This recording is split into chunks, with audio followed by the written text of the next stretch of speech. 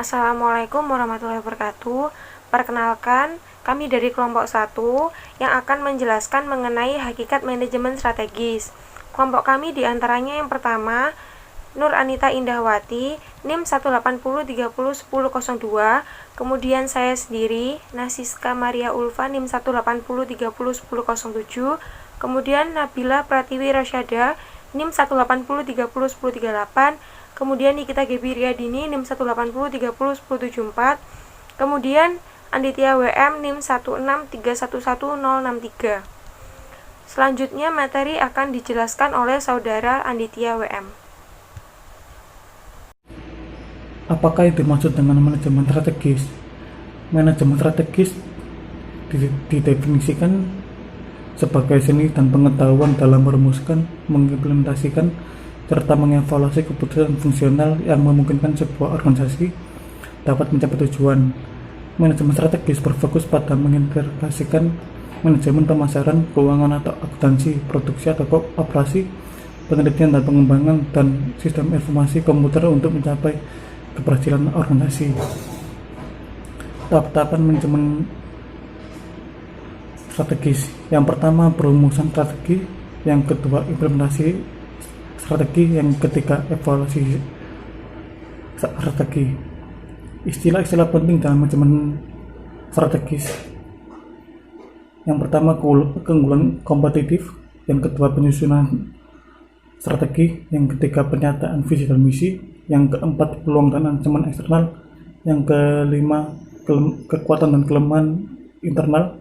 Yang keenam, tujuan jangka panjang. Yang ketujuh, strategi. Yang kedelapan, tujuan tahunan. Yang kesembilan, kebijakan. Selanjutnya saya akan menjelaskan mengenai model manajemen strategi.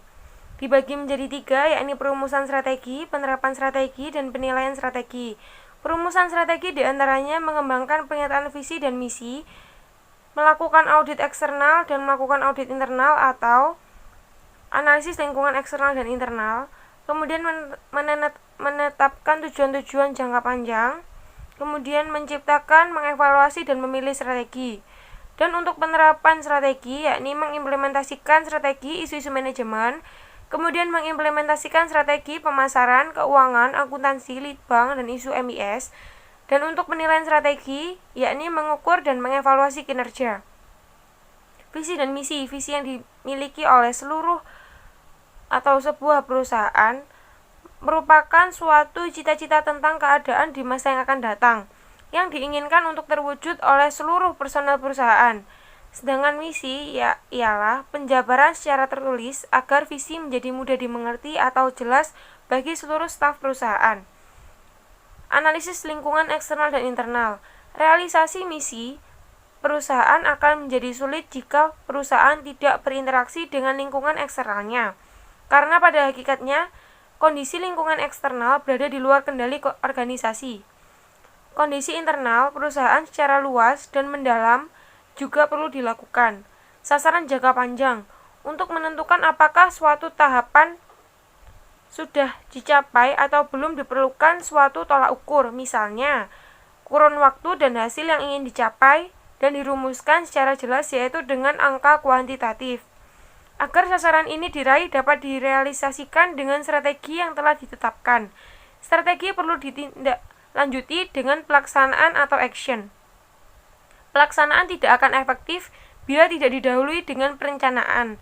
Perencanaan yang masih dalam bentuk global hendaknya dibuat dalam bentuk lebih detail. Kemudian, saya akan menjelaskan mengenai manfaat-manfaat manajemen strategis. Dibagi 2, yakni keuntungan keuangan dan keuntungan non-keuangan. Keuntungan keuangan ialah bisnis yang menggunakan berbagai konsep manajemen strategis menunjukkan perbaikan yang signifikan dalam penjualan, profitabilitas, dan produktivitas dibandingkan dengan perusahaan yang tanpa aktivitas perencanaan strategis yang sistematis.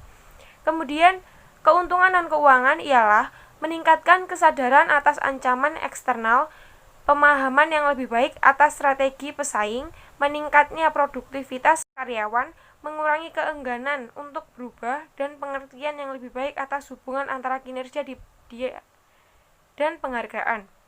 Selanjutnya akan dijelaskan oleh rekan saya, Gaby. Selanjutnya, perkenalkan nama saya Nikita Gebriadini, NIM saya 074. Selanjutnya, saya akan menjelaskan mengapa beberapa perusahaan tidak melakukan perencanaan strategis. Yang pertama, kurangnya atau tidak adanya pengalaman dalam perencanaan strategis. Yang kedua, struktur penghargaan yang buruk. Yang ketiga, dalam pergulatan bertahan.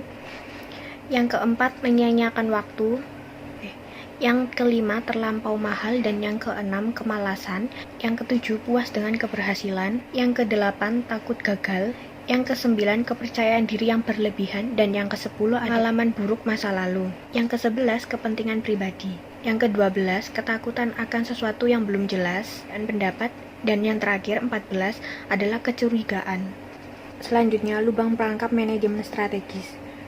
Yang pertama, menggunakan perencanaan strategis untuk memiliki kontrol atas keputusan dan sumber daya. Yang kedua, melakukan perencanaan strategis ini hanya untuk memenuhi persyaratan akreditasi dan regulatif. Yang ketiga, gagal dalam mengkomunikasikan rencana kepada staf yang bekerja tanpa panduan. Yang keempat, manajer tingkat atas tidak secara aktif mendukung untuk perencanaan strategis ini. Yang kelima, memandang perencanaan sebagai sesuatu yang tidak penting atau tidak perlu.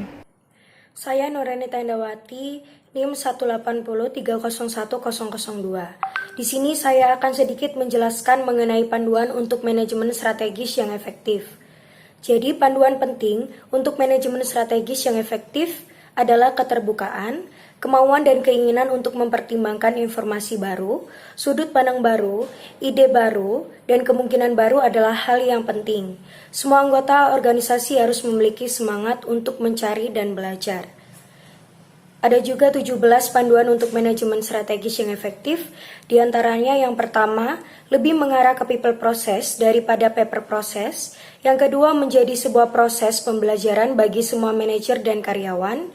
Yang ketiga, cenderung menggunakan kata-kata yang didukung angka. Yang keempat, sederhana dan tidak rutin. Yang kelima, bervariasi tugas, anggota tim, format pertemuan, dan bahkan kalender perencanaan.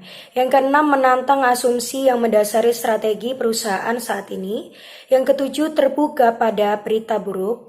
Yang kedelapan, keterbukaan, semangat mencari serta belajar. Yang kesembilan, tidak menjadi ritualistis atau diatur. Yang kesepuluh, tidak menjadi mekanis birokrasi. Yang ke-11, tidak terlalu formal, dapat diprediksi atau kaku. Yang ke-12, tidak mengandung jargon atau bahasa misterius. Yang ke-13, tidak menjadi sistem formal untuk dikontrol. Yang ke-14, tidak mengabaikan informasi kualitatif. Yang ke-15, tidak dikendalikan oleh teknisi. Yang ke-16, jangan terlalu banyak mengejar strategi sekaligus. Yang terakhir, yang ke-17, menggunakan pemahaman. Etika yang baik adalah bisnis yang baik. Selanjutnya saya akan membahas mengenai etika bisnis dan manajemen strategis. Etika bisnis dapat didefinisikan sebagai prinsip dalam organisasi yang menjadi pedoman pembuatan keputusan dan perilaku. Etika bisnis yang baik adalah prasyarat untuk manajemen strategis yang baik. Kode etik bisnis memberi dasar di mana kebijakan dapat dikembangkan untuk menjadi panduan perilaku sehari-hari dan keputusan di tempat kerja. Assalamualaikum warahmatullahi wabarakatuh.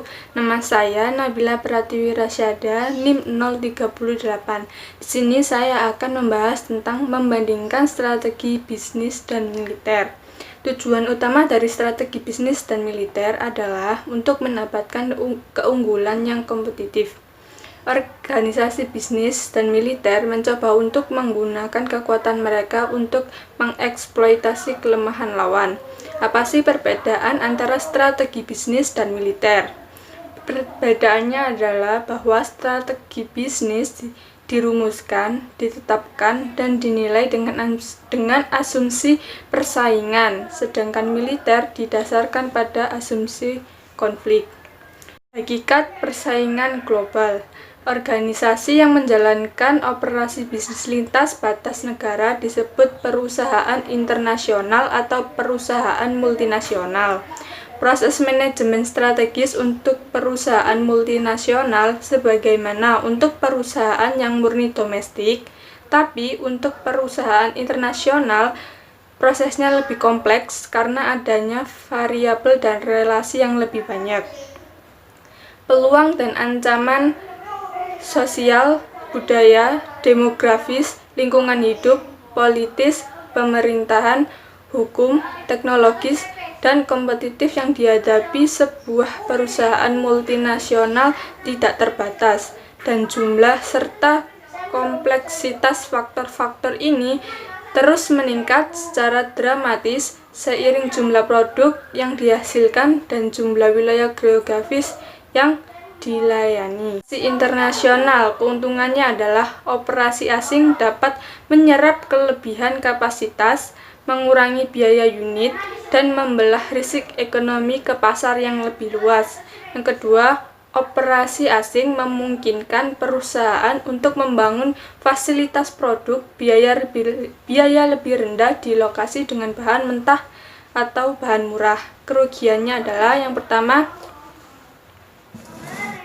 perusahaan berhadapan dengan kekuatan sosial, budaya, demografis, lingkungan, politis, pemerintahan, dan seringkali sedikit memahami ketika menjalankan bisnis secara internasional. Yang kedua adalah ketersediaan, kedalaman, dan reliabilitas informasi ekonomi dan pemasaran di berbagai negara yang berbeda sangat beragam. Sekian presentasi dari kelompok 1. Apabila ada kekurangan mohon dimaafkan, dan apabila ada yang mau bertanya silakan. Terima kasih. Wassalamualaikum warahmatullahi wabarakatuh.